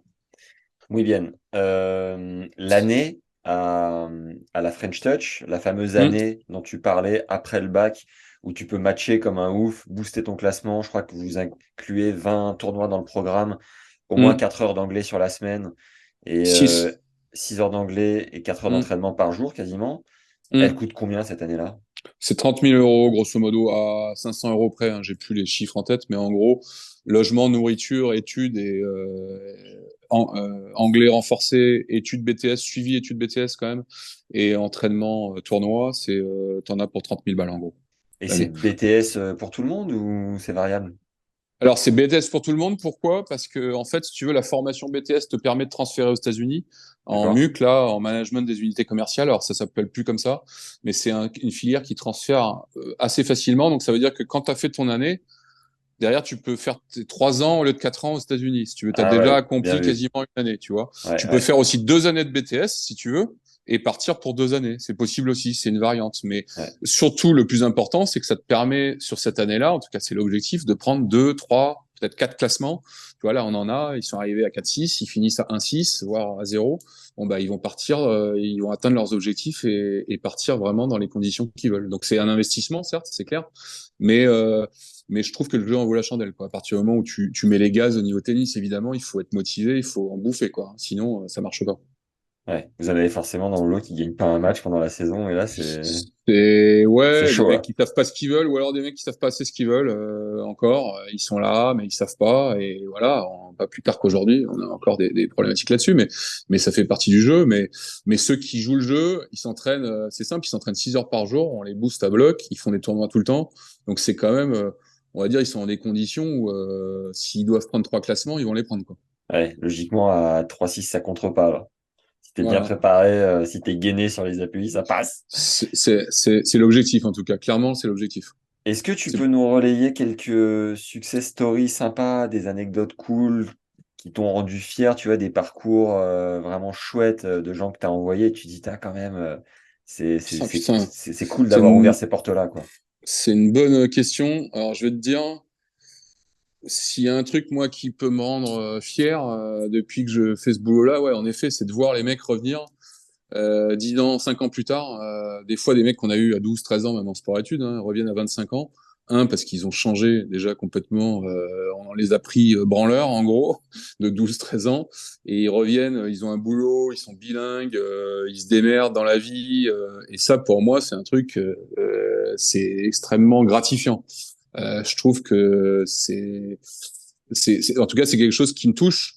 C'est pour ça que je fais ce métier. Après, te donner des anecdotes sur des mecs qui ont cartonné, oui, il y en a qui ont été sur le circuit pro. Je pense à des Ryan Peniston qu'on avait à l'académie, qui est anglais, qui est 120e mondial. Je pense à, il y a pas mal de mecs qui ont été dans les 200 qu'on avait envoyés. Bon, alors c'est pas tout récent, mais surtout, je dirais des profils de mecs qui sont revenus et qui ont réussi dans le monde, entre guillemets, réussi dans le monde professionnel, qui ont eu des success stories. Il y en a pas mal. Moi, j'en vois même sur LinkedIn, j'en vois, ils sont à New York dans la finance, ils sont c'est incroyable. C'est-à-dire qu'on voit des gars et leur capacité derrière, avec ce bagage qui est quand même vachement intéressant, d'être allé aux États-Unis, d'avoir fait un bachelor, un master, d'avoir connu 4 ans à l'étranger, etc. Ça donne un bagage extraordinaire. Je citerai Romain Lachance, un pote que j'ai envoyé il y a en 2000, tu vois, ça remonte, ça devait être en 2002 à St. Mary's College en Californie. C'est un gars qui était à zéro, voilà, qui jouait ses zéros, qui a eu une bourse là-bas. Je l'ai envoyé. Bon, c'était un peu dur parce qu'il a déjà fait des études, c'était compliqué au niveau éligibilité. Il a fait ses études, il est revenu. Il a bossé avec moi à l'ISP. D'ailleurs, il a repris un poste important au Paris Lagardère Racing.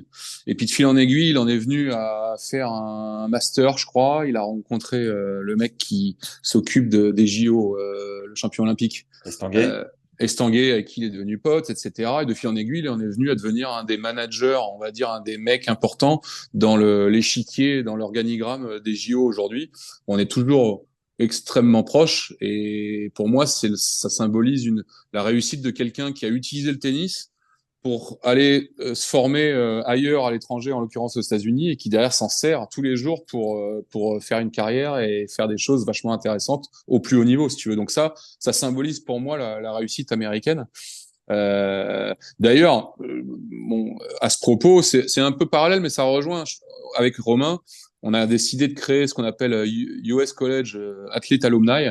C'est-à-dire c'est des alumni qui reviennent des États-Unis sportifs qui ont été aux États-Unis. Le but étant de regrouper ces gens-là, de faire en sorte qu'ils connectent entre eux, de trouver peut-être des entreprises partenaires qui aimeraient recruter dans ce monde-là. Bref, de faciliter l'accès au monde du travail quand ils reviennent des États-Unis. On s'est dit que ça serait une idée intéressante.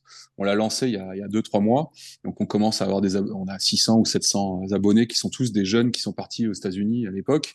Et on pense, si tu veux, que finalement, le système aujourd'hui, quand tu reviens aux États-Unis, la seule barrière qu'il y a, c'est que t'as pas le réseau quand tu reviens en France pour bosser. C'est un peu compliqué. Donc, on aimerait bien créer ce réseau-là et qu'ils puissent être affiliés entre eux pour pouvoir s'entraider. L'intérêt de l'alumni, c'est de s'entraider pour pouvoir trouver du boulot, en gros. Voilà, pour schématiser. Mais l'idée est assez intéressante et je le fais justement avec ce fameux Romain dont je t'ai parlé avant. Alors moi, j'ai deux questions aussi dans le prolongement.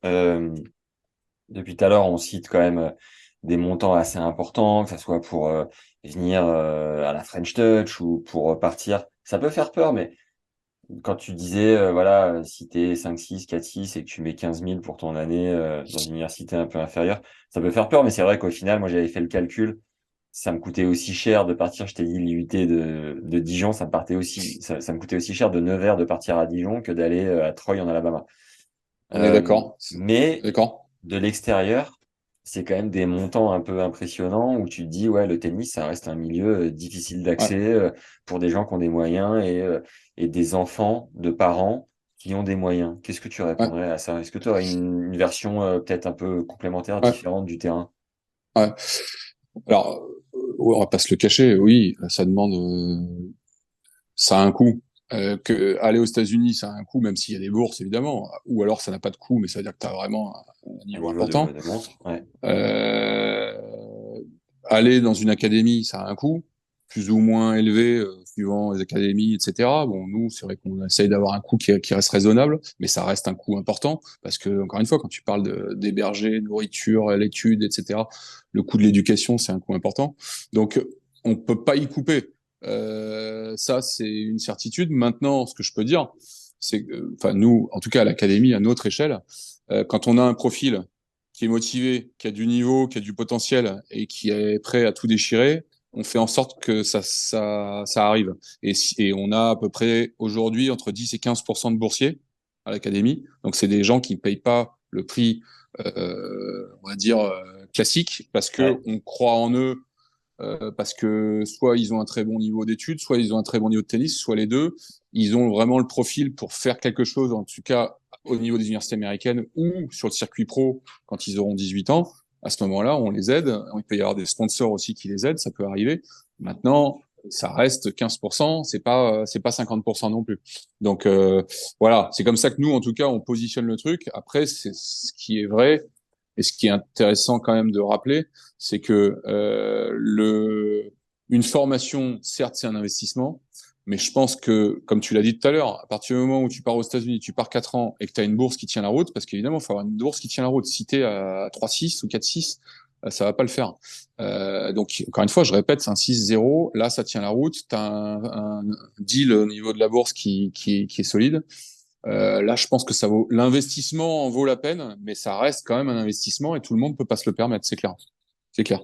Et les boursiers chez vous, à la French Touch, comment ils font pour avoir accès à ce tarif préférentiel? Alors, en fait, on fait un test nous systématiquement. Quelqu'un qui veut venir, que ce soit pour le centre d'entraînement, le sport-études ou autre, il vient faire un test, il vient une semaine. À l'issue de cette semaine-là, nous on fait un bilan. On fait un petit bilan, on fait des tests scolaires, tests sportifs, etc. Et à l'issue de ce bilan, voilà, on va discuter avec les parents. De deux choses l'une, soit bon, les parents, voilà, ils ont les moyens et ils investissent, soit ils n'ont pas les moyens, auquel cas ils peuvent faire une demande.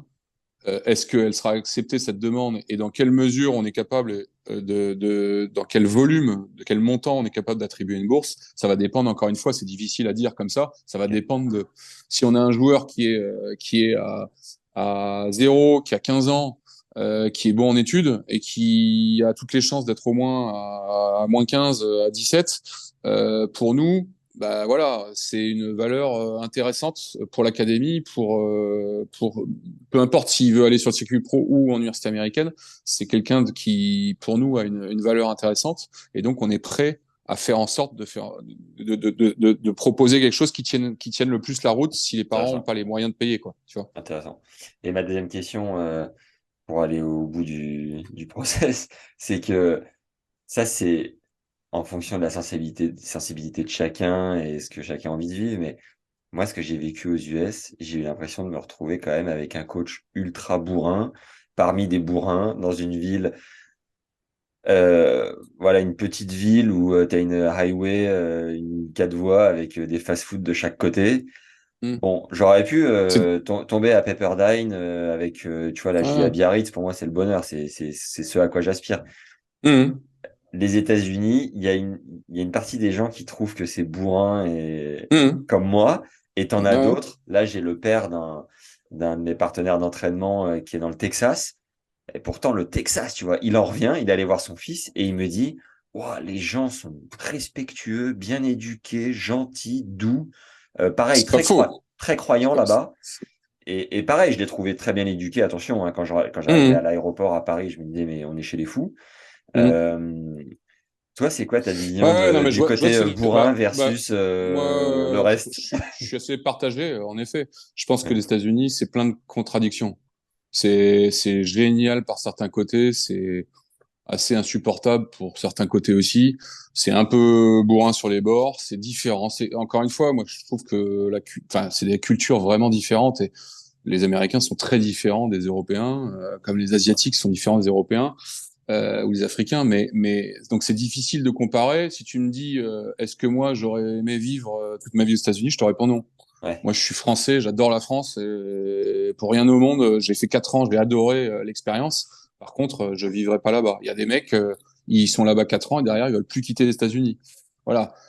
Donc, je comprends ce que tu dis. Il y a un côté comme ça, surtout quand, ouais, bah, je reprends tout à l'heure, c'est-à-dire que quand t'es à 3-6, que tu choisis pas ta fac, que c'est une petite fac au milieu de, ouais, souvent t'es dans un endroit où c'est un peu plus pas chaud, mais ça peut être un peu plus compliqué.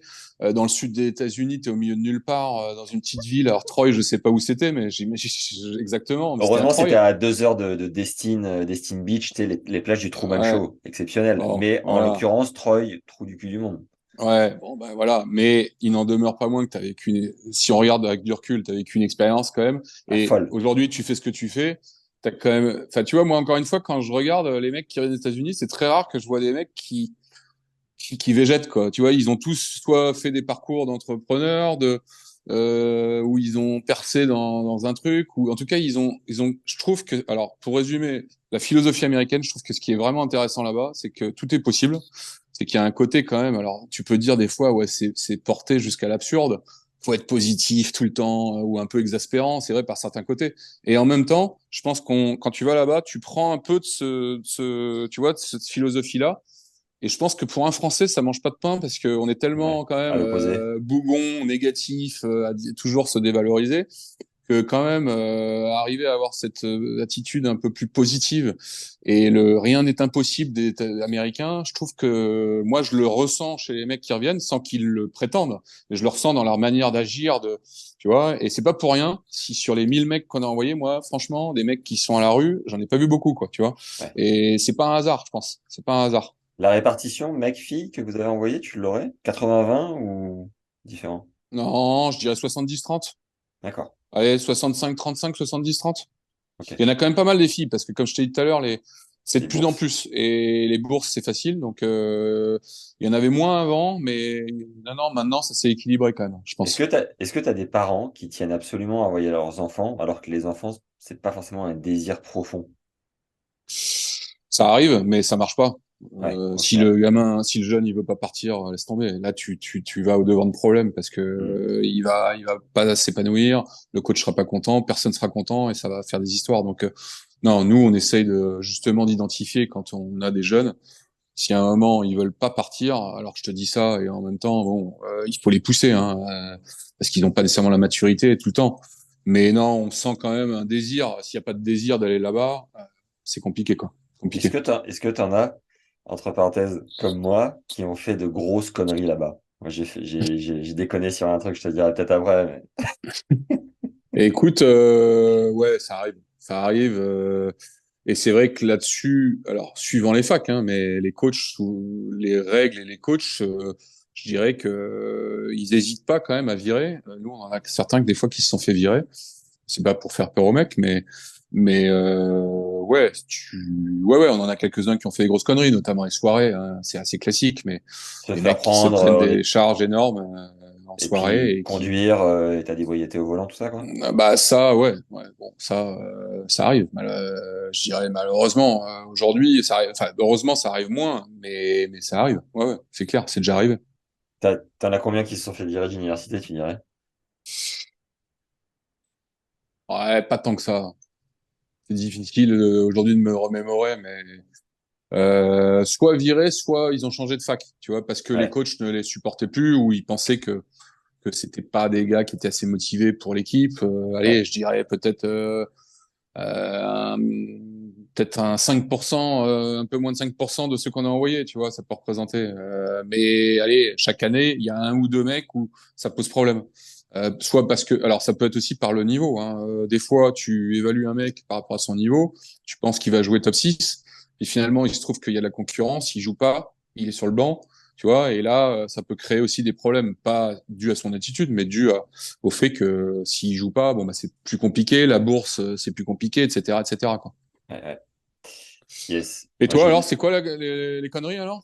moi, j'ai déconné. Je supportais pas le fait de. Ma bourse euh, avait diminué la deuxième année.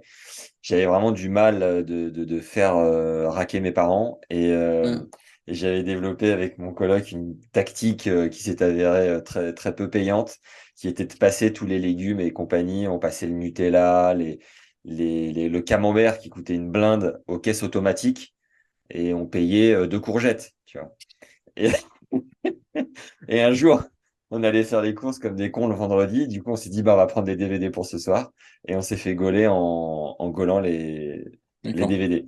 Et Hmm. là, à la sortie de Walmart, menottes, Ah, bah là, ils voiture, aiment pas, hein. voiture de police, le proprio de notre maison est venu nous chercher. Il a payé une caution. Il nous a fait sortir de cellule. Magnifique. Très belle démarche. Ron, si tu m'écoutes, je te remercie évidemment. Et convoqué dans le bureau du directeur de l'université qui nous a mis un warning. Et comme avec mon coloc, on était dans queue de peloton, on était plus 7 ou 8 que 5 et 6 de l'équipe, il nous a gentiment évincés. Hmm. Et là, on a cherché d'autres universités. Moi, j'ai fini par rentrer en France et faire autre chose et ça m'allait bien. J'avais fait un Hmm. peu le tour de l'expérience. Hmm. Lui, il est parti à Philadelphie, il a vraiment kiffé la suite. Mais ouais, faut pas Bah, tu vois, déconner. voilà, Faut pas bon, déconner. c'est assez drôle, là, comme anecdote, mais oui, ils plaisantent pas avec ça, ouais. Ça, c'est clair. Mais en tout cas, ouais, tu représentes les 5%. Merci. Merci, au revoir. La success story, je repasserai. Non, mais tu vois, comme tu l'as dit, en même temps, ça a été une expérience, t'as fait quoi, 2 ans? J'ai fait un an et demi, j'ai pu transférer tous mes crédits, j'étais éligible pour entrer en troisième année, donc j'ai pu Mhm. prendre le train en route en troisième année en Mhm. France. Tu vois, D'accord. licence, master, au final, j'ai pas perdu de temps, l'anglais, nickel, Mhm. l'émancipation, ça va. Mhm. Et puis ouais, expérience où t'es marqué au fer rouge toute ta vie, Donc c'est positif, quand même. extraordinaire. Les Ouais. marches, monter les marches des 47 000 places du stade de foot Mhm. américain à 5h20 du mat, ça marque. Ouais. Mhm. Ouais. Ouais. Ah non, mais c'est clair, c'est ça. Donc, alors que dire de plus? C'est extraordinaire. Est-ce que justement j'ai oublié une question ou deux sur le. Alors évidemment, on va avoir différents interlocuteurs au micro sur cette série US qui vont pouvoir couvrir d'autres volets. Mais est-ce Mhm. qu'il y a un ou deux sujets qu'on n'a pas abordés que tu aimerais peut-être préciser? Écoute, non, je pense qu'on a fait vraiment un bon tour. On a On a fait un couvert bon pas mal tour. de sujets. Il y a les Moi, phases moi, de je, recrutement où vous faites venir des coachs parfois, non? Où vous faites alors ouais, des alors ça, vidéos, peut- démonstrations? peut-être que ça sera traité lors d'un prochain épisode, mais bon, Ouais. je peux en dire 2 mots. C'est oui, en juin, on va faire en fait une sorte de tryouts qui existe aux États-Unis, c'est-à-dire qu'on fait rencontrer les coachs et les joueurs ou joueuses qui veulent partir en université américaine. Ça n'existe pas. Ça veut dire que les coachs font un tour d'Europe ou ils viennent que chez vous? Voilà. Ouais, ils font un Alors, tour d'Europe, ouais. généralement, ils font un tour d'Europe, mais là, le but, c'est qu'on prenne une date, c'est qu'on dise au coach, voilà, du 16 au 18 juin, en gros, je sais plus quelle date c'est exactement. Vous venez, vous allez voir une trentaine de jeunes, une quarantaine de jeunes, qui sont tous des prospects pour aller aux États-Unis, et vous allez faire, entre guillemets, votre marché, vous allez pouvoir les voir et faire votre marché. C'est quelque chose qui est assez répandu aux États-Unis, qui se fait de manière assez importante, mais qui existe quasiment pas, ou pas du tout, en tout cas pas du tout en France, peut-être en Espagne, mais quasiment pas en Europe. Donc le but, c'est vraiment d'être les premiers à faire ça.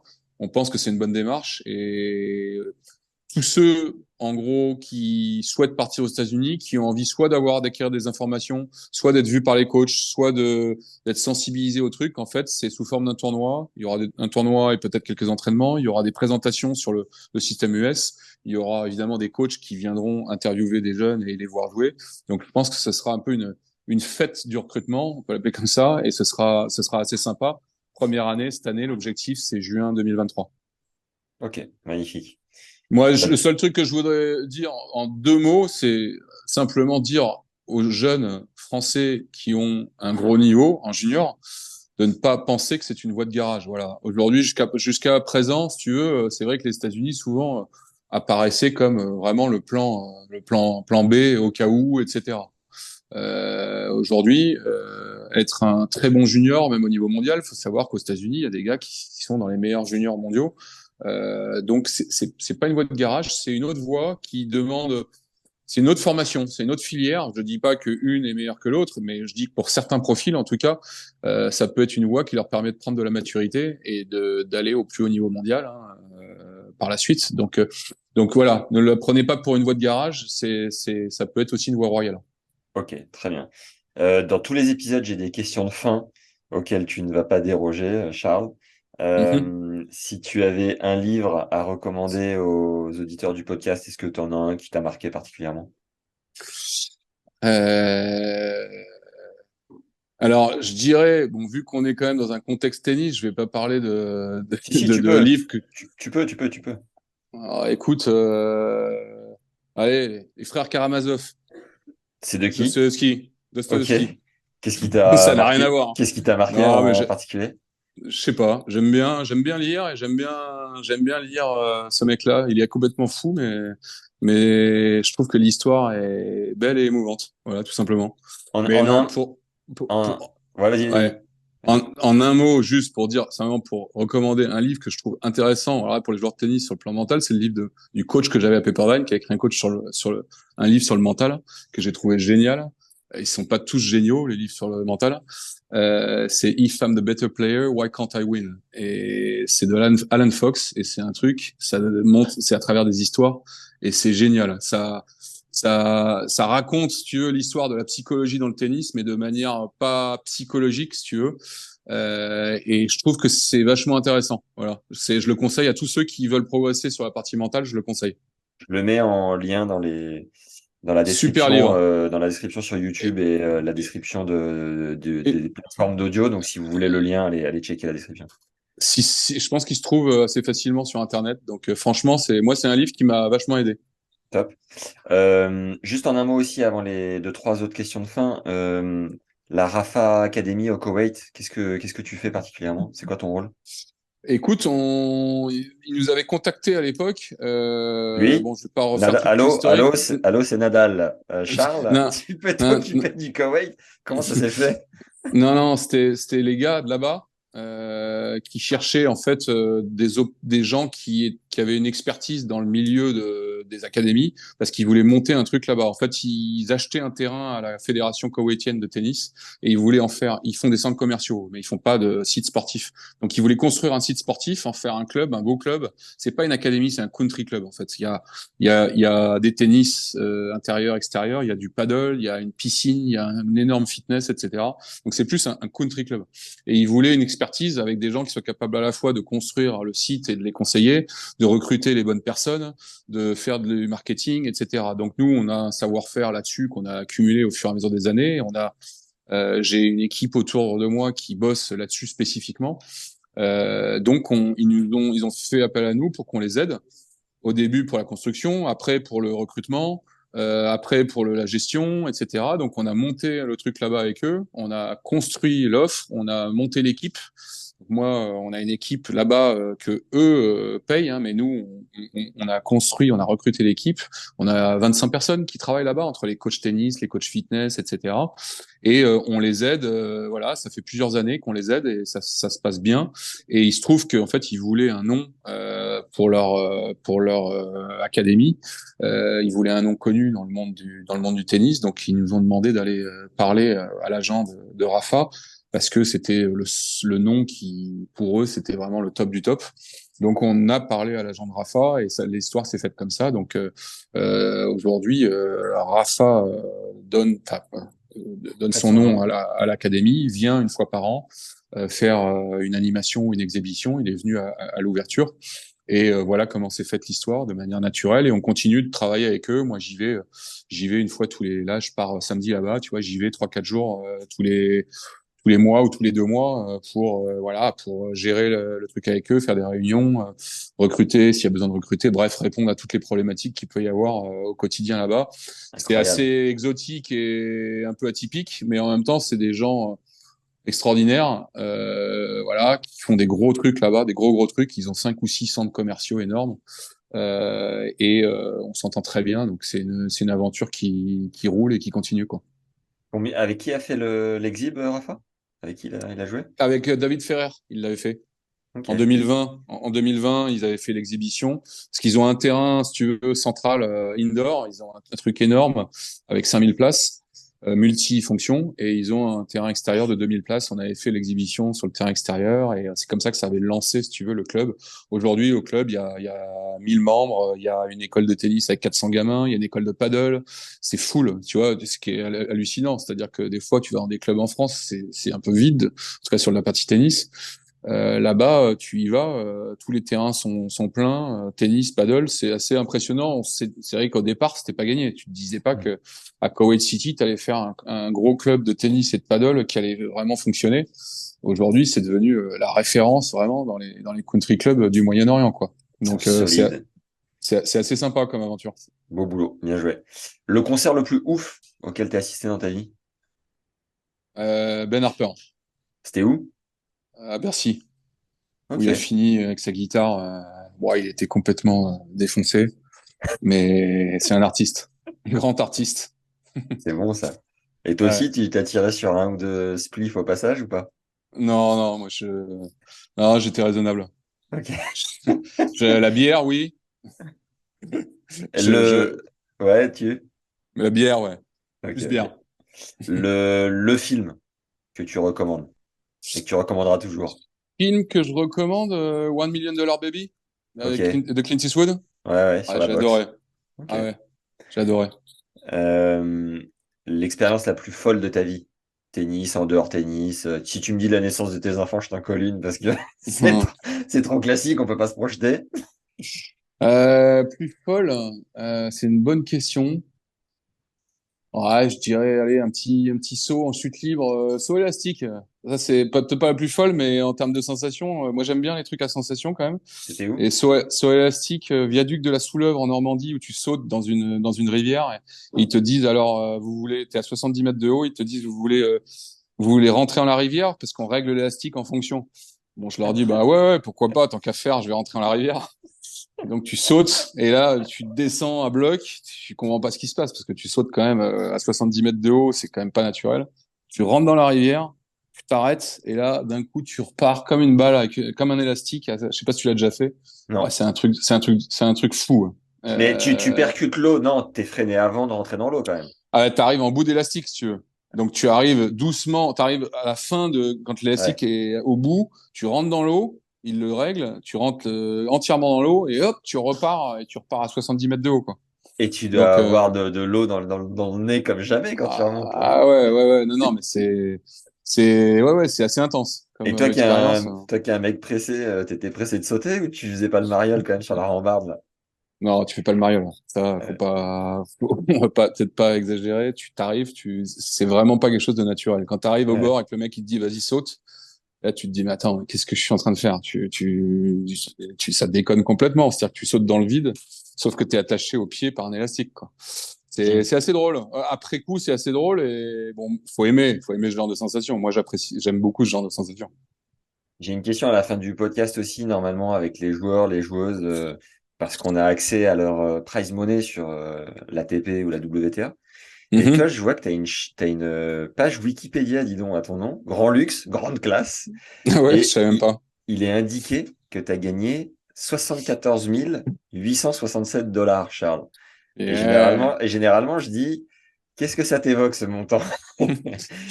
Ça m'évoque que j'étais un bon ouvrier du tennis, ouais. Un bon smicard du tennis, ouais. Ouais. À cette époque, quand tu étais 200e mondial, c'était ouais, tu gagnais. Allez, si tu jouais pas des matchs par équipe, des choses comme ça, tu gagnais pas ta vie parce que tu avais plus de dépenses que de revenus. Ça a évolué d'ailleurs. Pour le coup, là, je vois les jeunes de l'académie, certains qui jouent en futur ou en challenger, les prize money ont augmenté quand même. Donc ça, c'est une bonne chose. Je pense aujourd'hui, tu peux en vivre. Je pense t'es 200e mondial, tu joues que à l'ATP, tu peux vraiment en vivre. À l'époque, c'était pas encore le cas, quoi. À mon Ouais. époque, il y a 25, 30 ans, 25 ans, quoi. Et en 98, là, quand tu places ces deux athlètes d'athlétisme, du coup, Perchis, je crois que tu nous as dit, saut en quelque chose. Triple saut et saut en longueur, hein. Ah ouais, magnifique. Et que tu encaisses tes premiers cachets là-dessus. Comment tu t'es professionnalisé sur tes prix? Est-ce que tu avais des concurrents ou tu as calqué les services et les prix? Comment tu as fonctionné?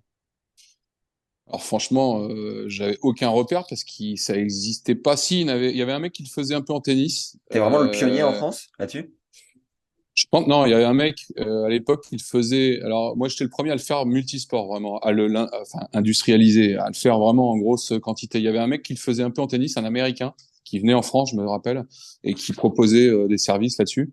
Mais ouais, multisport, moi j'étais le premier et j'avais pas de point de repère donc au niveau du tarif, donc je l'ai fait un peu au feeling par rapport à ce que je pensais qu'un étudiant ou un élève pouvait payer pour partir, hein, que ce soit pas non plus déconnant.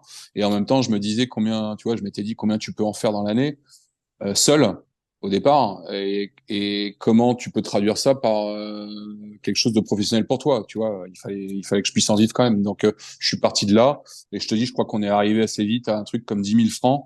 À l'époque, ça devait faire 1 500 euros. Bon, c'était du boulot, hein. C'est du boulot. De toute façon, si tu veux bien faire les choses, t'as 1 an de procédure, bon, je sais pas comment toi tu l'as fait, mais voilà, t'as de l'administratif, t'as des examens, t'as des contacts, tu dois contacter quand même pas mal de coachs, etc. Si tu le fais bien, c'est vraiment du boulot. Donc voilà, je me suis positionné comme ça. Puis après, c'est vrai qu'il y en a d'autres qui sont arrivés au fur et à mesure. Et puis, écoute, aujourd'hui, je crois que c'est quelque chose qui coûte de l'ordre de 2 500 euros, je crois, pour partir. Donc, voilà, c'est en même temps un peu un investissement, mais ça me paraît raisonnable. Si les gens bossent sérieusement, ça me paraît raisonnable, quoi. Ouais, c'est à peu près ce que j'ai payé. J'ai payé 2000 euros, bon, avec un concurrent, je vais évidemment pas citer maintenant.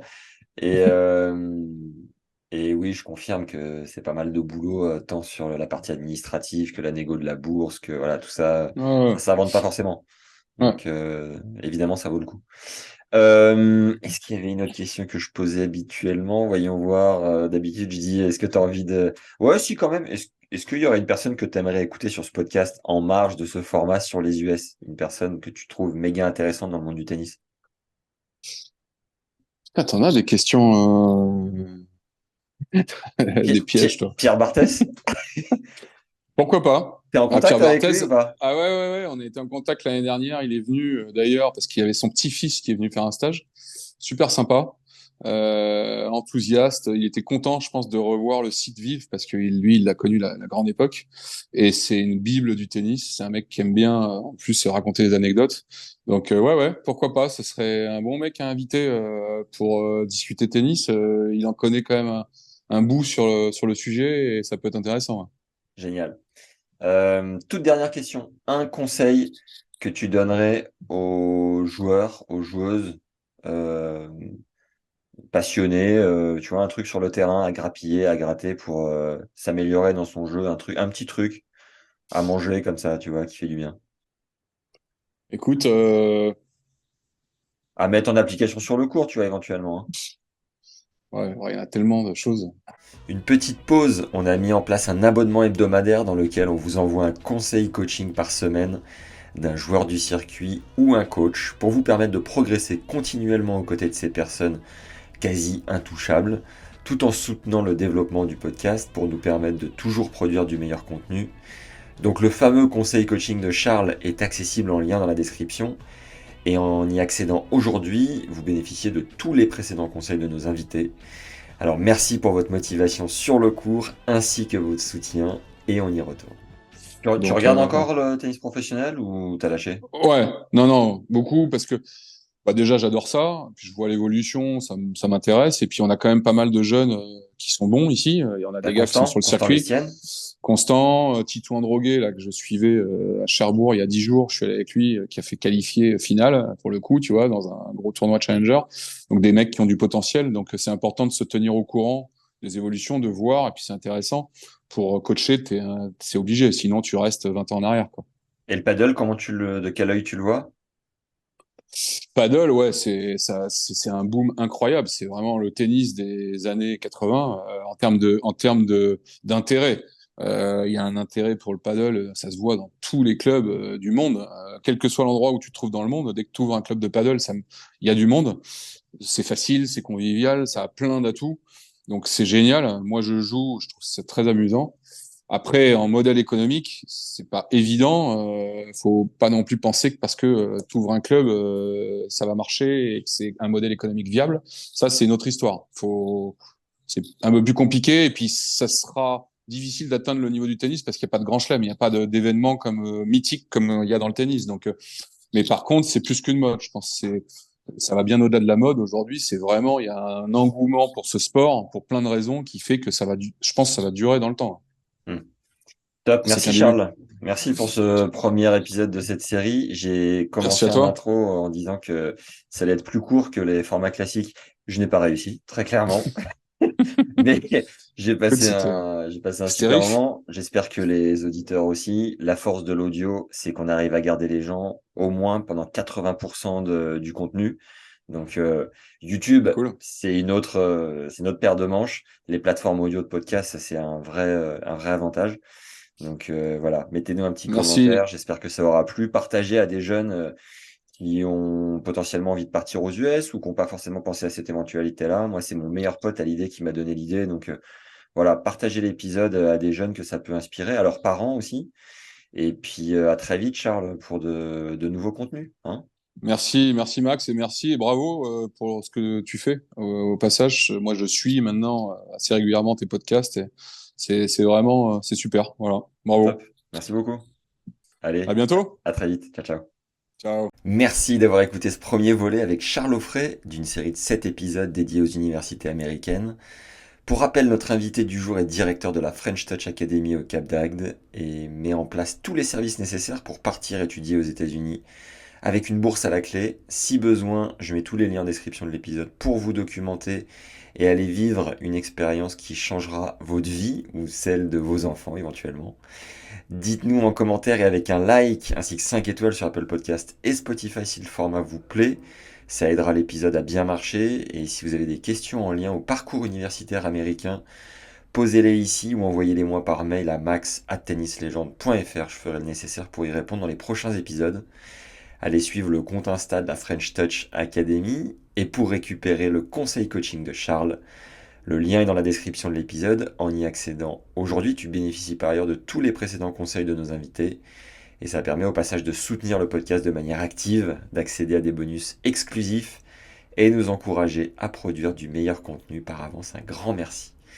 Voilà, prenez soin de vous les légendes et à très vite. Ciao.